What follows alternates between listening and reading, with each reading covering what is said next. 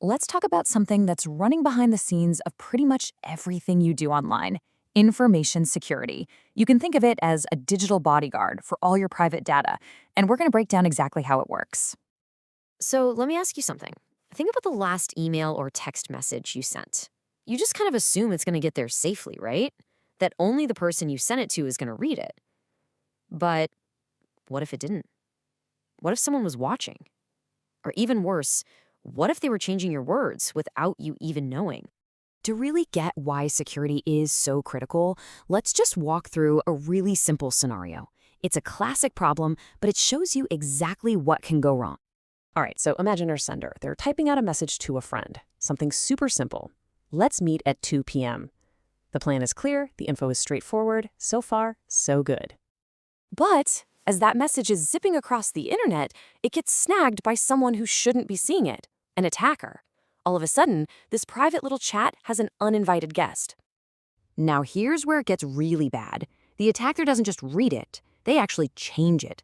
The original 2 p.m. gets wiped out and replaced with 4 p.m. And the result? Total miscommunication. The receiver gets the fake message, and now you've got two people waiting in the wrong place at the wrong time.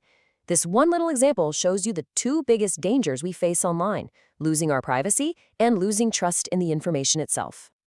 Okay, so that's the problem. How in the world do we fix it? Well, the entire field of information security is basically built on making three core promises. These are the goals every secure system is trying to hit. And these promises are famously known as the CIA triad. And no, not that CIA. This one stands for confidentiality, integrity, and availability. Let's dig into what each of those actually means. First up, we've got confidentiality. This is all about secrecy. It's the promise that your information is only ever seen by the people who are supposed to see it. In our story, this failed the moment the attacker got to read the message about the meeting time. Next is integrity. This is the promise of trustworthiness. It means the data you get is the exact same data that was sent, no sneaky changes along the way. This is what broke when our attacker changed 2 p.m. to 4 p.m. And this is so important because think about it. A secret message is totally useless if you can't even trust what it says. And finally, there's availability. This is the simple promise that you can actually get to your information when you need to. I mean, it doesn't matter how secret or trustworthy your data is if the whole system is down and you can't access it, right? Okay, so we have our three big goals: confidentiality, integrity, and availability. But how do we actually make them happen? Well, the main tool in the toolbox is a concept that's been around for centuries: secret codes, or, as we call it today, encryption. At its core, encryption is actually pretty simple. It's just the process of taking a normal, readable message, we call that plain text, and scrambling it into a totally unreadable mess called ciphertext. So the word hello might get turned into a random jumble of symbols that means nothing to anyone who doesn't have the secret key.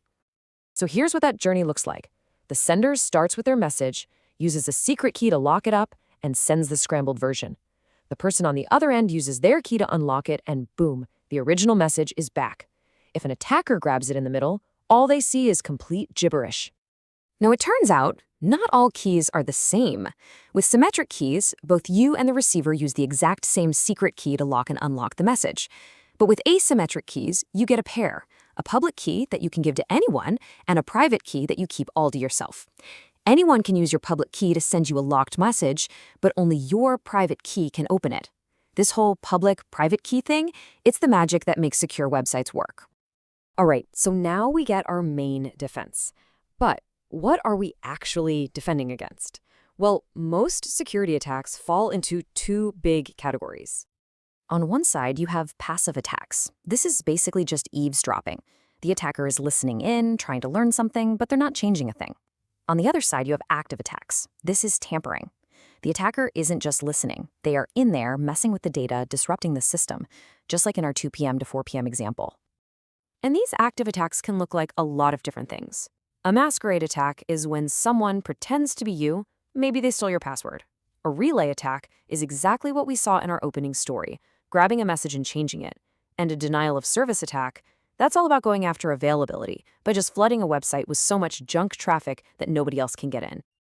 Now, you might be thinking, great, encryption solves everything, but not so fast.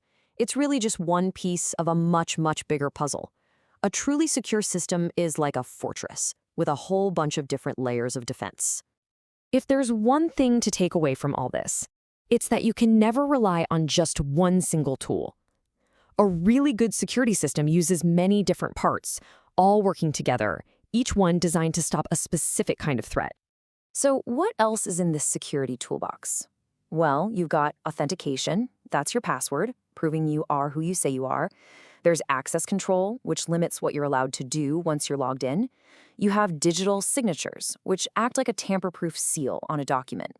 And then you have auditing, which is just keeping a log of everything so you can spot when something goes wrong. And that really brings us to the big final thought. See, information security isn't some problem that you just solve once and then you're done. It's a constant, never-ending race.